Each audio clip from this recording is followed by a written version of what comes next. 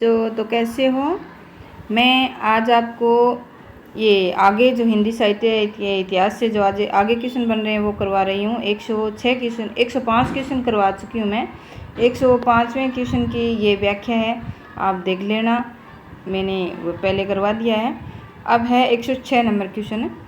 तो हिंदी साहित्य के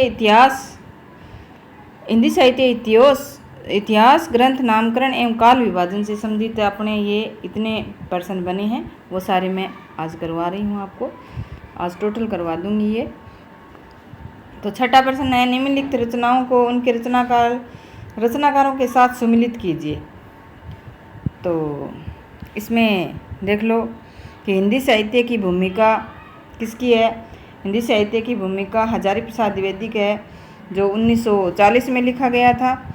हिंदी साहित्य का आलोचनात्मक इतिहास रामकुमार वर्मा का है, जो 1938 में लिखा गया था। उत्तरी भारत की संत परंपरा, ये परशुराम चतुर्वेदी की है। उत्तरी भारत की संत परंपरा किसकी है? परशुराम चतुर्वेदी की है। तो एक में है 2, 3 में रामकुमार वर्मा और हिंदी साहित्य का दूसरा इतिहास है बच्चन सिंह ने। तो हम देखते हैं ये किस में मिलान हो रहा है। तो बी ऑप्शन सही है इसका, बी ऑप्शन है सही है इसका। आगे वाला देख रहे हैं, ये देख लो, नीचे व्याख्या पूरी दी है इसकी। हिंदी साहित्य के इतिहास लेखकों का कालक्रमानुसार सही क्रम है। तो इनका सही क्रम क्या है? तो पहले मिश्र बंधु है, रामचंद्र शुक्ल है, रामकुमार वर्मा है और हजारी प्रसाद द्विवेदी है।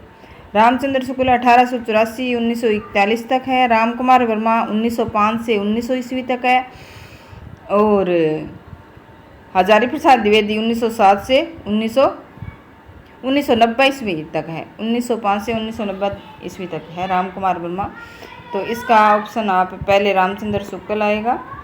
और इसमें पूरा क्यों नहीं दिया है, इधर दिया है, तो डी ऑप्शन ही इसका सही हो जाएगा। ठीक है, मिश्र बंधु, रामचंद्र शुक्ल, रामकुमार वर्मा, हजारी प्रसाद द्विवेदी और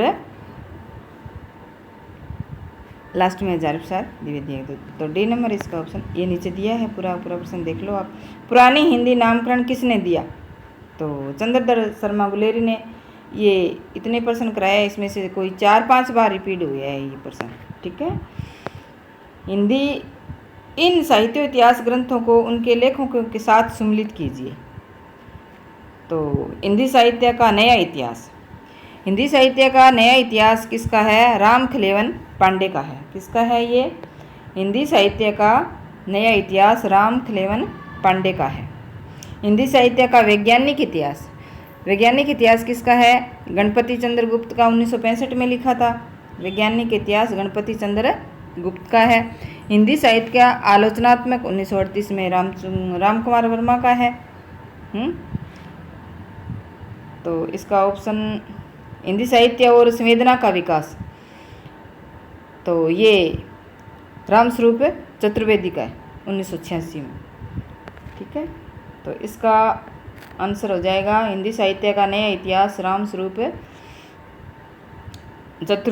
लक्ष्मी सागर वाणसे। हिंदी साहित्य का नया इतिहास राम खिलावन पांडे का है ये। ठीक है, तो इसका ऑप्शन हो जाएगा ए इसका सही हो जाएगा। ये देखो,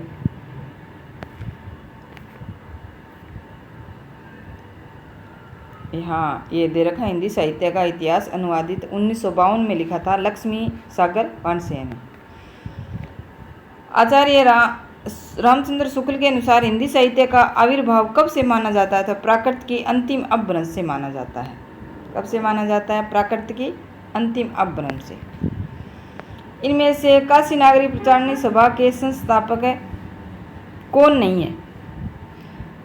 तो इनमें से कौन नहीं है? रामचंद्र शुक्ल नहीं है। रामचंद्र शुक्ल इसके संस्थापक नहीं है। ये तीनों है।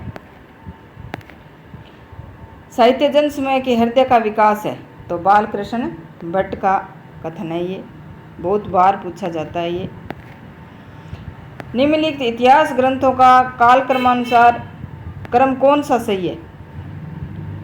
तो पहले कौन है? स्थावर ला लिटरेचर एंदोई ए हिंदुस्तानी 1839 में गारसादा तासी का है। तो पहला कौन सा है? इसमें बी ऑप्शन ही सही हो जाएगा।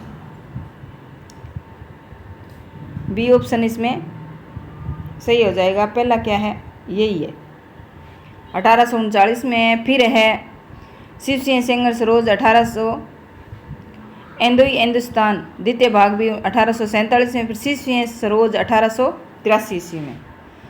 तो दूसरा ऑप्शन इसका सही हो जाएगा। यहाँ इसकी व्याख्या दी हुई है, देखो नीचे पूरी पूरी। भाषा काव्य संग्रह किसकी कृति है? तो किसकी है? महेशदास शुक्ल की है। ए नंबर ऑप्शन सही हो जाएगा। ये यहाँ दिया है। हिंदी साहित्य का अतीत के लेखक कौन है?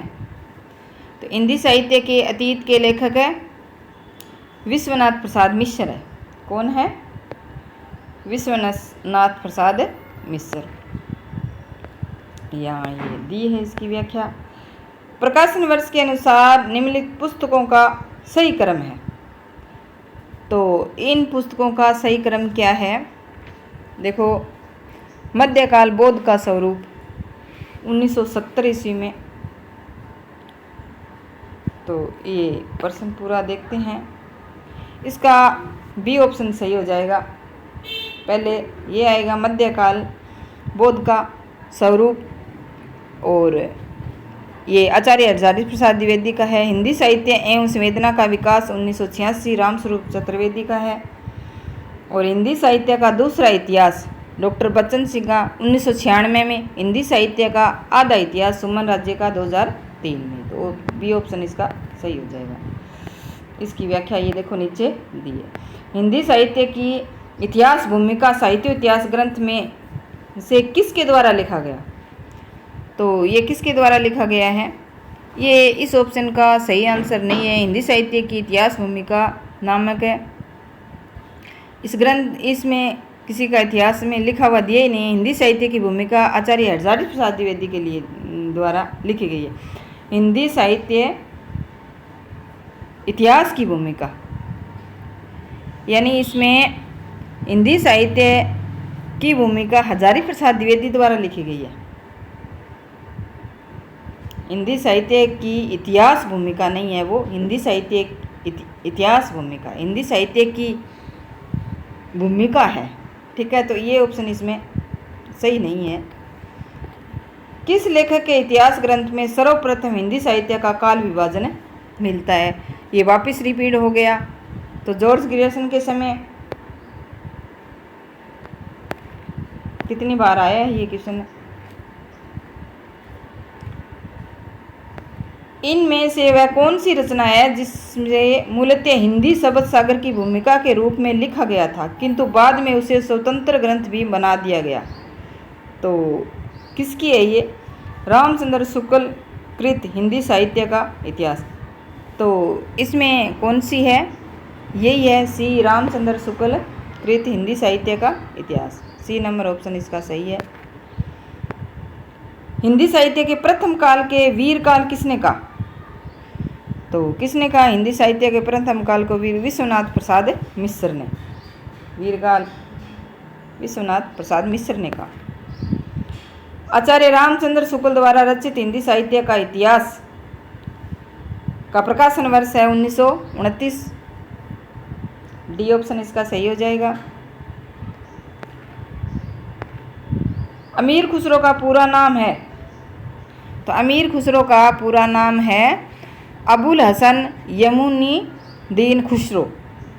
डी ऑप्शन इसका आंसर सही हो जाएगा। यहाँ ये इनका पूरा नाम दिया हुआ है।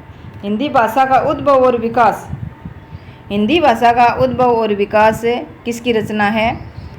डॉक्टर दयानारायण तिवारी की। उद्भव और विकास, डी ऑप्शन इसका आंसर सही है। हिंदी साहित्य के इतिहास लेखन में काल विभाजन और नामकरण का प्रथम प्रयास करने वाले डॉक्टर गिरिसन। ये कितनी हिंदी नवरत्न का रचना काल है तो 1910 है। कौन मिश्र बंधुओं में शामिल नहीं है तो गणेश बिहारी है, श्याम बिहारी है, सुखदेव बिहारी है, तो कृष्ण बिहारी नहीं है। कृष्ण बिहारी इसमें नहीं है, सी ऑप्शन इसका सही है। आधुनिक काल को गद्य काल नाम किसने दिया? आधुनिक काल को गद्य काल नाम देने वाले आचार्य रामचंद्र शुक्ल है।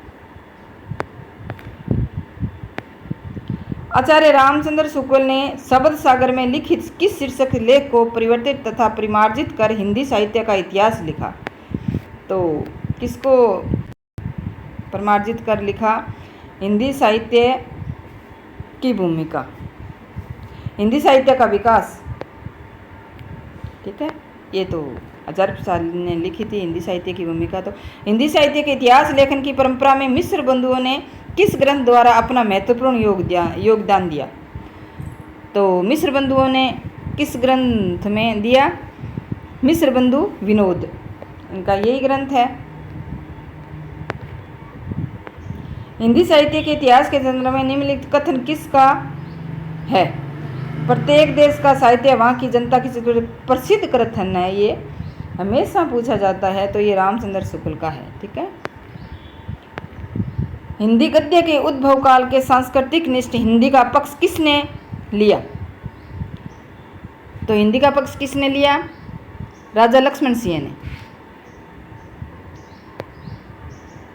राजा लक्ष्मण सिंह ने, यानी इसकी व्याख्या आचार्य रामचंद्र शुक्ल के अनुसार भक्ति काल का समय, तो भक्ति काल का समय क्या है? 1375 से 1700 तक। बी ऑप्शन सही है इसका।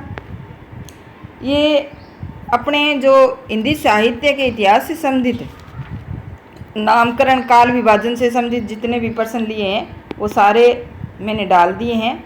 अब हम 4 काल है, आदिकाल, भक्तिकाल, रीतिकाल और आधुनिक काल, इनसे संबंधित जितने भी प्रश्न बनेंगे वो मैं डालूंगी। अब हिंदी साहित्य के इतिहास से